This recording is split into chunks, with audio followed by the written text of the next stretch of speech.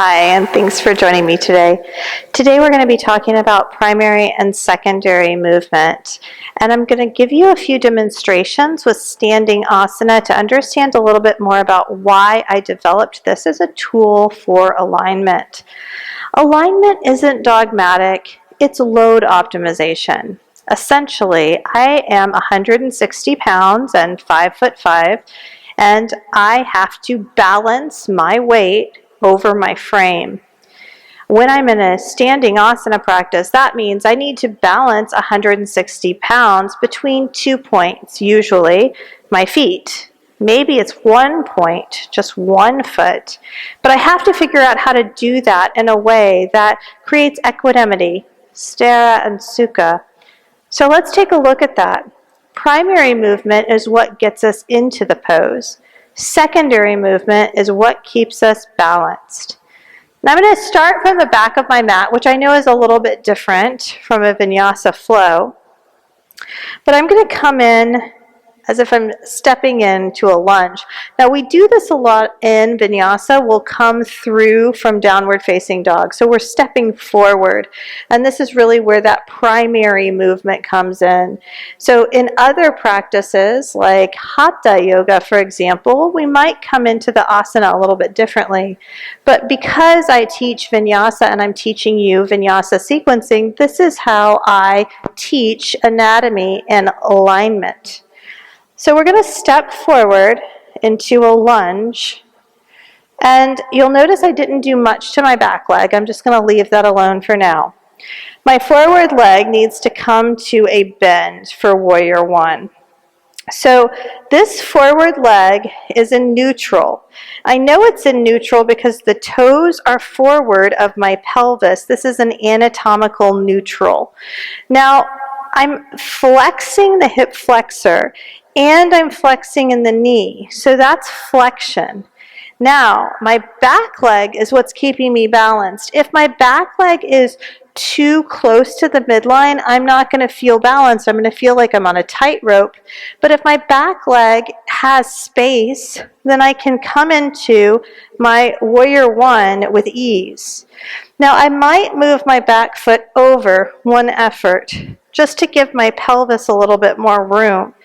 Now my front leg is in a neutral orientation and flexion. My back leg is an external rotation and extension.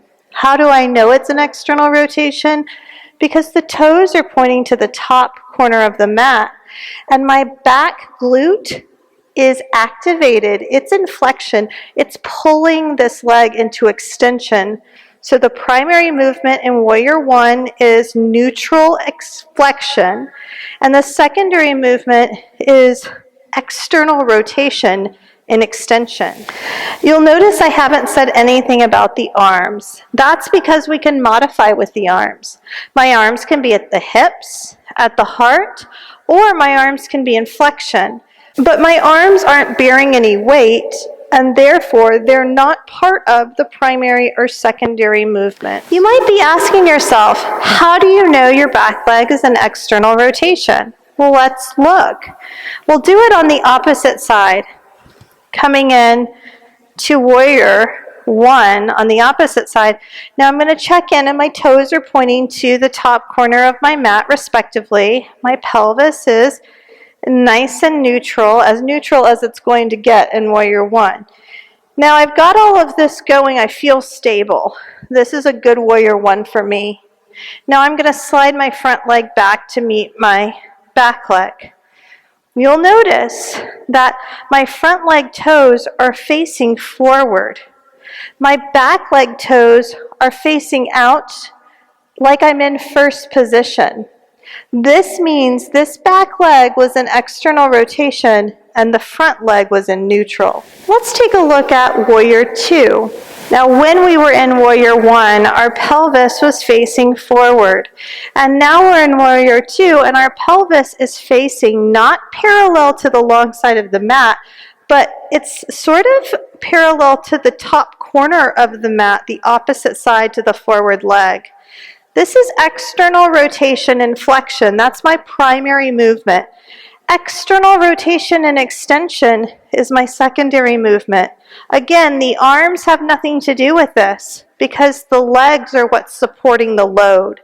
Now let's just double check and see if in fact I'm in external rotation front and back. I'm going to bring my arms out in front so you can see the orientation of my pelvis. And I'm going to slide my front foot forward. You can see that my feet are pointed to the right and the left. My pelvis is an anatomical neutral. This means the legs in their socket are in external rotation. Warrior one, crescent lunge, low lunge, all of these postures leverage the same primary and secondary movement.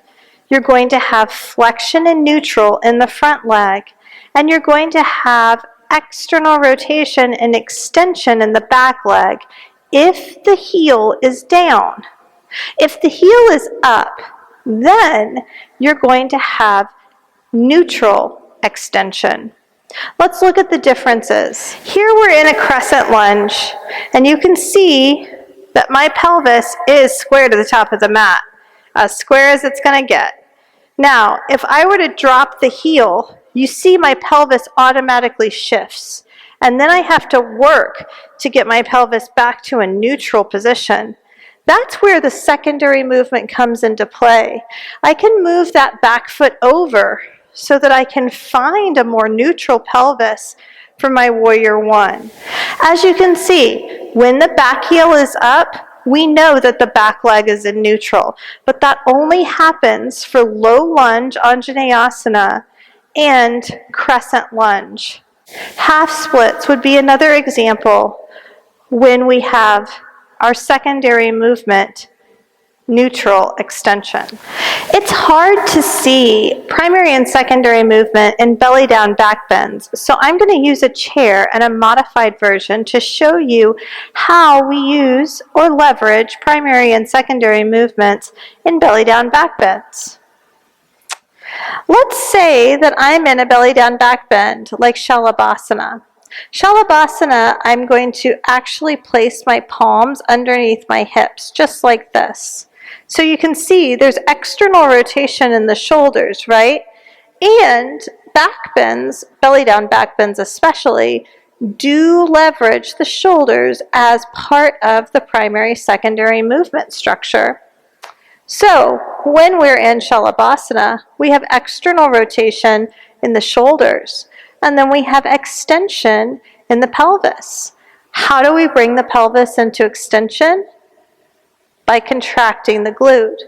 Now you can see this leg is an extension, the glute is contracting, and this is creating the secondary movement that is going to keep me in alignment. If I need to back off, I can back off to balance the load along the spine and through the appendicular skeleton. Primary and secondary movement is something that I created to help students understand how to look at the body and sequence through the lens of blocks.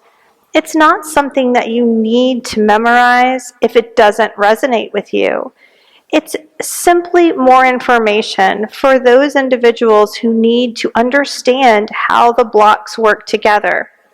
If primary and secondary movement doesn't resonate with you, I say leave it. There's no reason to confuse yourself with primary and secondary movement unless it really speaks to you.